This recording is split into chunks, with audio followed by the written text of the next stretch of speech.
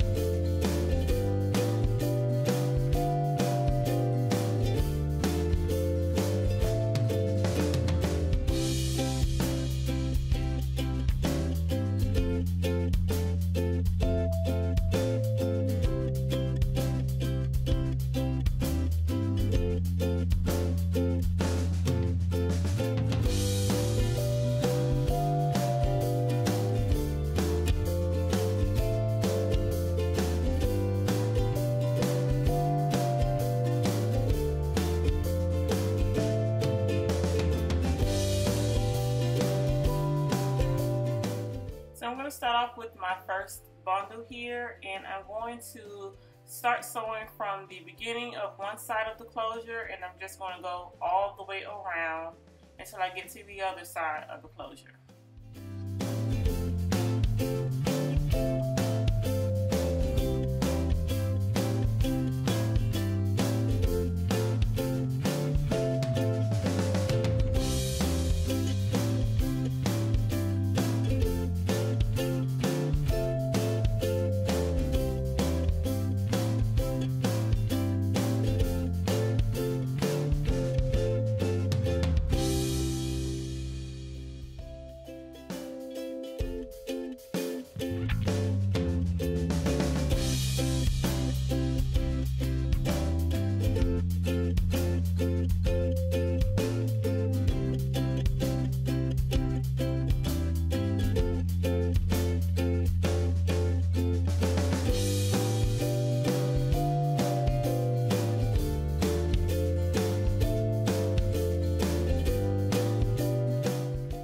Time to the other side of the closure, instead of cutting my tracks, I like to fold them over. So I just fold it over, and then I sew a couple stitches there just to make sure that it lays flat and that it doesn't get loose over time. And then once it's folded over and sewn down kind of tight, then I just go ahead and start just sewing back and forth. So I'm going to be sewing just around the perimeter, just going from one end of the closure around the back of the wig to the other side of the closure, going back and forth without cutting any of my tracks. So you ladies know this just reduces the shedding and increases the longevity of your hair.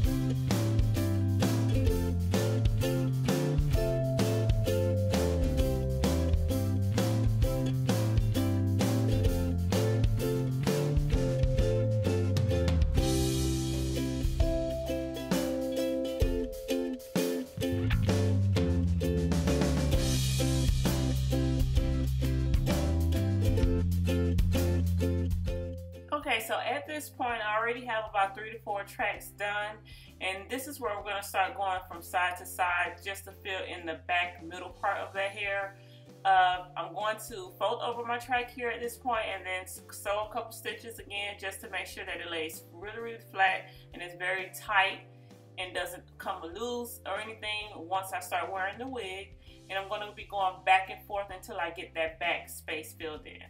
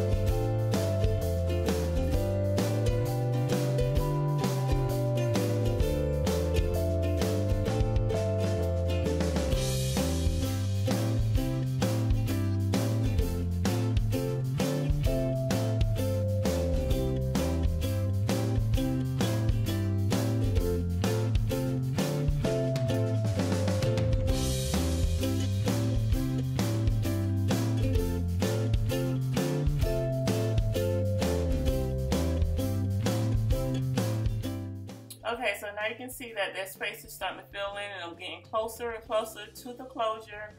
And I'm putting my tracks very close together because I have 3 bundles that I need to squeeze in. And because I have the closure, it's not going to take as much hair to actually complete this wig. So as you can see, I'm very close to the closure, and I'm making sure that once I sew that last track between the hair and the closure, I'm actually sewing the last track with the closure, so it's joining those 2 together. So it's actually going to help keep that closure sewn down really flat, and that make sure that it doesn't shift or anything like that.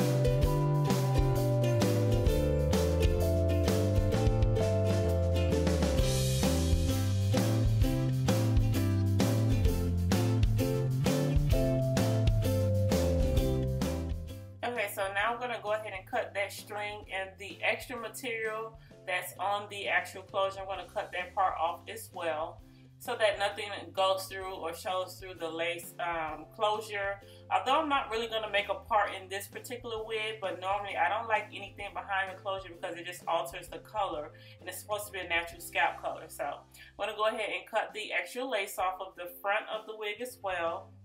And this is what the inside of the wig should look like with the adjustable straps.